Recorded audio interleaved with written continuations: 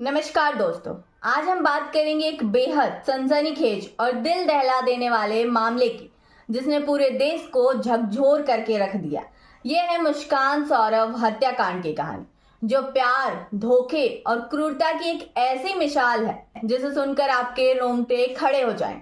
सबसे पहले बात करते हैं इस कहानी के मुख्य किरदार की। सौरभ राजपूत एक मर्चेंट नेवी ऑफिसर जो लंदन में नौकरी कर रहा था, और दूसरी ओर मुस्कान रस्तोगी, सौरभ की पत्नी, जिसके साथ उसने साल 2016 में लव मैरिज किया था। दोनों की एक 6 साल की बेटी भी थी, जिसका नाम पीहू है। बाहर से देखने में ये एक खुशहाल परिवार लगता है, लेकिन अंदर ही अंदर एक ऐसी साजिश पनप रही थी जिसने सौरभ की जिंदगी छीन ली। कहानी शुरू होती है 10 साल पहले, जब सौरभ और मुस्कान की मुलाकात सोशल मीडिया पर हुई। दोनों में दोस्ती हुई, दोस्ती प्यार में बदली और साल 2016 में दोनों ने शादी कर ली। सौरभ ने मुस्कान के लिए अपना सब कुछ छोड़ दिया था, यहाँ तक कि अपनी नेवी की नौकरी भी। लेकिन जैसे जैसे समय बीता, मुस्कान का व्यवहार बदलने लगा। साल 2019 में बेटी पीहू के जन्म के बाद भी दोनों के रिश्ते में दरारें आने लगी। सौरभ को पता चला कि मुस्कान का उसके दोस्त साहिल शुक्ला के साथ अफेयर चल रहा।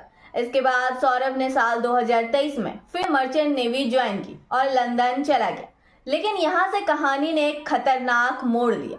सौरभ के लंदन जाने के बाद मुस्कान और साहिल की नजदीकियां बढ़ती गई। दोनों ने सौरभ को रास्ते से हटाने का फैसला किया। पुलिस जांच के मुताबिक मुस्कान ने नवंबर 2024 से इस हत्या की प्लानिंग शुरू कर दी थी।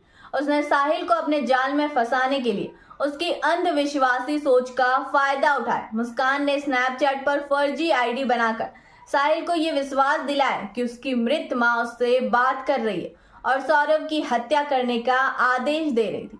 साहिल, जो इन बातों पर यकीन करता था, मुस्कान के बहकावे में आ गया। मुस्कान ने हत्या के लिए सारी तैयारियां की। उसने बाजार से 2 चाकू, नींद की गोलियां और एक ड्रम खरीदा। उसने गूगल पर नींद के इंजेक्शन तक सर्च की। योजना ये थी कि सौरभ को पहले बेहोश किया जाए, फिर उसकी हत्या कर 100 को ठिकाने लगाया जाए। 24 फरवरी 2025 को सौरभ अपनी बेटी पीहू के जन्मदिन के लिए लंदन से मेरठ लौटा। 25 फरवरी को मुस्कान का जन्मदिन था और 28 फरवरी को पीहू का। इन खास मौकों पर सौरभ अपनी पत्नी और बेटी के साथ खुशियां मनाना चाहता था, लेकिन उसे क्या पता था कि ये उसकी जिंदगी के आखिरी दिन होंगे। 4 मार्च की रात को मुस्कान ने सौरभ के खाने में नींद की गोलियां मिला दी। सौरभ के बेहोश होते ही साहिल घर में दाखिल हुआ।